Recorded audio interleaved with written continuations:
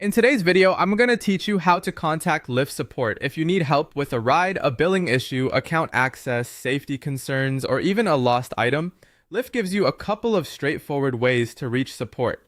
The easiest option for most people is through the Lyft app, since that's where your trip details and account information are already connected. Start by opening the Lyft app on your iPhone or Android device and signing into your account if you're not already logged in. Once you're in, tap your profile icon in the top corner of the screen.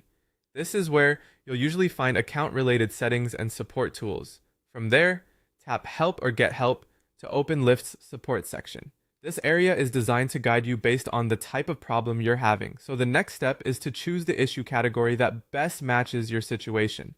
For example, you might see options for ride issues, payment or billing, account access, safety concerns, lost and found, or driver or passenger feedback. Choosing the right category is important because it helps Lyft direct you to the most relevant support path. After you select your issue, follow the on-screen instructions carefully. Depending on the problem, Lyft may offer self-service troubleshooting steps, an option to submit a support request, live chat for eligible issues, or email support.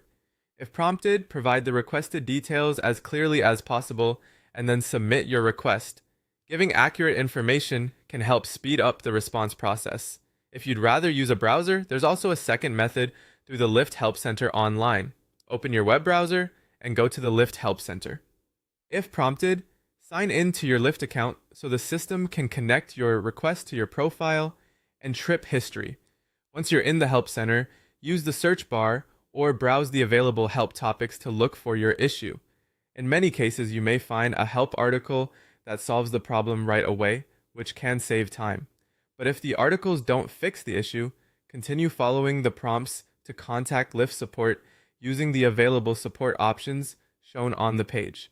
As a general tip, try to be specific when describing the issue, especially if it involves a recent ride or charge.